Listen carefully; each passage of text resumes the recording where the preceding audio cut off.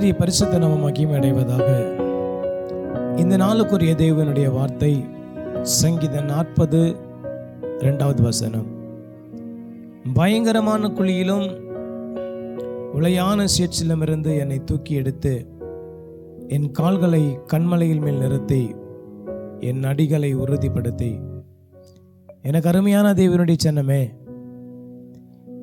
இந்த பூமியில் இயேசு வந்தவர் பிரதானமான ஒரு நோக்கம் படுங்குழியில் இருக்கிற ஒரு மனுஷனை உயர்த்தி உன்னதத்துக்கு அவனை கொண்டு வர வேண்டும் என்று சொல்லிதான்.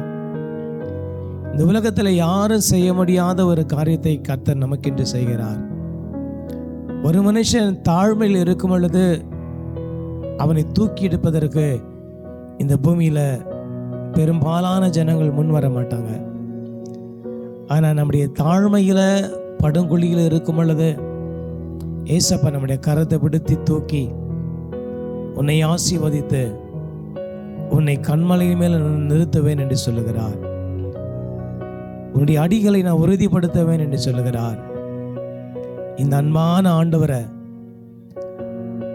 நம் மனசார துதிக்கும் பொழுது, மனசார போற்றும் பொழுது கண்மலையின் மேல கர்த்தர் உன்னை நிறுத்தி இந்த படுங்குழியில் நீ அனுபவித்த எல்லா வேதனைகளிலும் எல்லா பிரச்சனைகளிலிருந்தும் கர்த்தர் உன்னை விடுவித்து ஒரு ஆசீர்வாதமான கண்மலையின் மேலே நிற்கிற அப்படிப்பட்ட காலகட்டங்களுக்கு கர்த்தர் உங்களை கொண்டு வருவார்.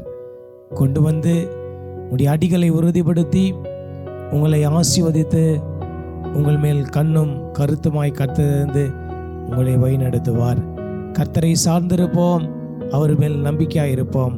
அப்போது கண்மணியின் ஆசீர்வாதங்களை நாம் பெற்று அனுபவிப்போம். கர்த்தர் தாமே இந்த வார்த்தைகளை ஆசீர்வதிப்பாராக. ஆமென்.